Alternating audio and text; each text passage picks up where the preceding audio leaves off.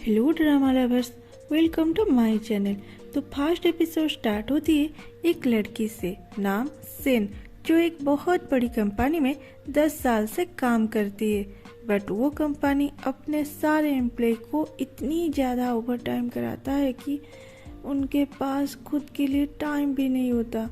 आगे की कहानी ये है कि सेन बहुत ज़्यादा हार्ड वर्क करके एक प्रपोजल बनाई है। वो और उसके 3 साथी उस प्रपोजल को क्लाइंट के पास लेते हैं।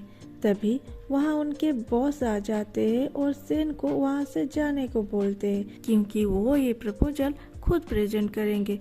जब सेन मना करती है, वो बोलता है कि अगर क्लाइंट मुझे पर्सनली मिलेगा तो वो सोचेगा तो उन पे अच्छा इम्प्रेशन पड़ेगा, और उसकी प्रपोजल छीन के चले जाते हैं। वो बहुत सैड हो जाती है। उसके टीम भी उसके लिए बुरा फील करते हैं, पर क्या करे, उन्हें बॉस के साथ जाना पड़ता है। दूसरी तरफ दिखाया जाता है सेन की बेस्ट फ्रेंड जिन को। वो अपने लिए एक फिटनेस कोच सिलेक्ट कर रही थी, बट उसे ये नहीं पता कि वो अपने लिए फिटनेस कोच नहीं, उसके होने वाले पति को अपने लिए सिलेक्ट कर रही है। इधर सेन की पूरी प्रोजेक्ट को उसके बॉस चेंज करके किसी और के प्रपोजल को कॉपी करके डाल देते हैं। ये देख के सेन अपने बॉस को रीजन पूछती है। बॉस उसे आंसर नहीं देते, उल्टा सेन के ऊपर भड़कते हैं कि तुम क्लाइंट के साथ ड्रिंक नहीं करते हो, इसीलिए वो हमें रिजेक्ट करते हैं। तब सेन बोलती है, मेरी टीम और कस्टमर सर्विस वाले कुछ रातें ओवर टाइम करके ये प्रपोजल बनाया था, और आप इससे चेंज कैसे कर सकते हैं। बॉस बोलता है, कुछ रात जागते रहे तो क्या बड़ी बात हो गया, ये तुम्हारी काम है और मैं हमेशा सही हूँ क्योंकि मैं तुम्हारी बॉस हूँ, ये याद रखना। सेन गुस्से से वहाँ से चली जाती है। दूसरी ओर दिखाती है सेन एक ब्लाइंड डेट पे गई है और अपने बारे में बोल रही थी, और तभी पीछे और एक लड़का ब्लाइंड डेट पे आया होता है, और दोनों के बिहेवियर एक जैसे होते हैं, और दोनों को सामने वाले का नहीं, पीछे वाले का रिप्लाई ज़्यादा अच्छा लगता है। दोनों को उनके ब्लाइंड डेट्स तो रिजेक्ट कर देते हैं, लेकिन वो दोनों एक दूसरे को ना देखते हुए भी एक दूसरे के बातों से इम्प्रेस थे। वो लड़का जिसका नाम जियांग है, वो पीछे मुड़ के सेन से बोलता है कि मैं तुम्हारी बातें सुन लिया था, तुम भी यहाँ ब्लाइंड डेट पे आए हो। अगर तुम माइंड ना करो तो क्या तुम मुझे अपने बायोडाटा दे सकते हो, और ये रहा मेरा। सेन भी उसे दे देती है। दोनों फोटो क्लिक करके अपने माँ के पास भेज देते हैं और एक दूसरे के सामने बैठ के बातें करते हैं। तभी उन दोनों के माँ मैसेज करते हैं कि हमें तुम्हारी ब्लाइंड डेट पसंद है। उसके बाद दोनों सेल्फी लेते हैं और सोशल मीडिया पे अपलोड करते हैं। थोड़ी देर बातें करते हैं और वहाँ से चले जाते हैं। दूसरे दिन सेन जब जिन के साथ एक्सरसाइज करती है, जिन सोशल मीडिया पे उन दोनों के सेल्फी देख के गिर जाती है। तू ब्लाइंड डेट पे गई, सक्सेस भी हुई और मुझे बताई नहीं। तभी उसकी फिटनेस कोच चेन आके उसे पेन रिलीफ होने के लिए कुछ प्रोडक्ट बेचने की कोशिश करता है, और वो दोनों चेन को इग्नोर करके अकेले में चले जाते हैं और ब्लाइंड डेट के बारे में बातें करते हैं। तभी जेंग मैसेज करता है, अगर तुम फ्री हो तो हम आज डेट पे चलेंगे। वो दोनों फिर से मिलते हैं। जियांग उसे एक प्रोग्राम के बारे में बताता है जो वो खुद बनाया था, जिससे उन दोनों को 320 पर क्वेश्चन के आंसर देना है। उससे पता चलेगा वो दोनों शादी के लिए कितने परफेक्ट जोड़ी है। सेन को समझाते हुए जियांग बोलता है, एक दूसरे के बारे में जानने के लिए हमें कम से कम 1 साल लग जाता है। अगर हम इन क्वेश्चन के आंसर देंगे तो चंद घंटों में अपने बारे में जान जाएंगे। ये सेन भी काफ़ी बिजी रहती थी, इसलिए वो मान गई और दोनों टेस्ट देने लगे।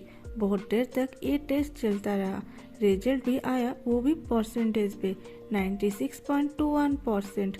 वो दोनों परफेक्ट थे एक दूसरे के लिए। फिर वो दोनों हेल्थ चेकअप के लिए गए, कहीं किसी को कुछ बीमारी तो नहीं है। उधर जिम में 2 लड़कियां चेन पे चिल्ला रहे थे कि वो उनके प्राइवेट पार्ट को टच किया है, पर चेन मना करता है और कहता है कि मैंने ऐसा कुछ नहीं किया। ये सारी सिचुएशन जिन देखती है और जिम में बोलती है कि कल मेरी वॉच खो गई है, क्या मैं सीसीटीवी देख सकती हूँ? इधर ये दोनों लड़की बात को वहीं पर रफा दफा करने के लिए मैनेजर के पास पैसे के साथ वीआईपी मेंबरशिप की मांग करते हैं, नहीं तो हम पुलिस के पास जाएंगे। यहाँ पे होती है जीन की एंट्री। वो बोलती है, मैं जेन का लॉयर हूँ, मैं अभी सीसीटीवी चेक करके आई हूँ। वो तुम दोनों को टच करना तो दूर की बात है, वो तो तुम दोनों के पास भी नहीं गया था। और जेन, तुम पुलिस को फोन करो और उन्हें बुलाओ और इन दोनों के नाम पे केस करो कि ये तुम्हें ब्लैकमेल कर रहे हैं। इस सीन के बाद सीधा दिखाता है जिन और चेन एक होटल में बैठे हैं और चेन जिन को बोलता है कि अगर आप नहीं आते मुझे मेरा जॉब छोड़ना पड़ता, शायद उन दोनों को पैसे भी देना पड़ता, मेरी कैरियर शुरू होने से पहले ही खराब हो जाता।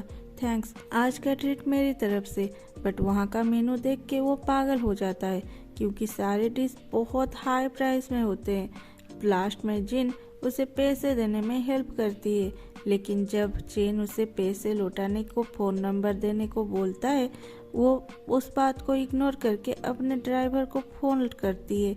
ड्राइवर बहुत दूर होता है, इसलिए वो रेंट वाली साइकिल पे चली जाती है। ये देख के चेन सोचता है कि ये बहुत गरीब लड़की है। इधर जियांग सेन को अपना घर दिखाने के लिए लाता है, बट वहाँ बिना परमिशन के किस कर लेता है। सेन गुस्से से बोलती है, क्या मुझे एक बेवकूफ़ समझते हो? कितने लड़कियों को ब्लाइंड डेट के चक्कर में चीट किए हो तुम? अरे मैंने किसी को भी चीट नहीं किया है। लेकिन सेन जियांग के बातें ना सुन के वहाँ से चली जाती है। सेन सुबह जिन को सारी बातें बताती है। सेन बोलती है, फिर भी वो लड़का शादी के लिए सही डिसीजन है। उसके पीछे और एक लाइन जोड़ती हुई जिन बोलती है, पर मैं इनसिक्योर फील कर रही हूँ। रात में थकी हुई सेन जब घर आती है, जियांग उसे मैसेज करता है कि मेरे रिलेटिव्स मुझे न्यू ब्लाइंड डेट पे जाने के लिए बोल रहे हैं और मैं जा रहा हूँ। सेन बोलती है, ओके, ऑल द बेस्ट, और सो जाती है। जियांग उसे कल करके बोलता है, कल के लिए मुझे माफ़ कर दो, वो मेरी गलती थी, मैं तुम्हें जाने नहीं दे सकता, और अगर तुम अभी शादी नहीं करना चाहते हम डेटिंग स्टार्ट कर सकते हैं। उसे बहुत मनाता है। लास्ट को सेन डेट के लिए एग्री करती है। अगर हम दोनों को एक दूसरे से प्यार हो जाएगा तभी शादी कर लेंगे। जियांग इस बात पे एग्री करता है। आगे क्या होने वाली है? क्या ये दोनों अपने काम के बाद भी खुद के लिए टाइम निकाल पाएंगे? क्या सेन शादी के लिए मानेगी या दूसरे मेन लीड की एंट्री होगा? जानने के लिए सब्सक्राइब करें और मिलते हैं अगले वीडियो पे।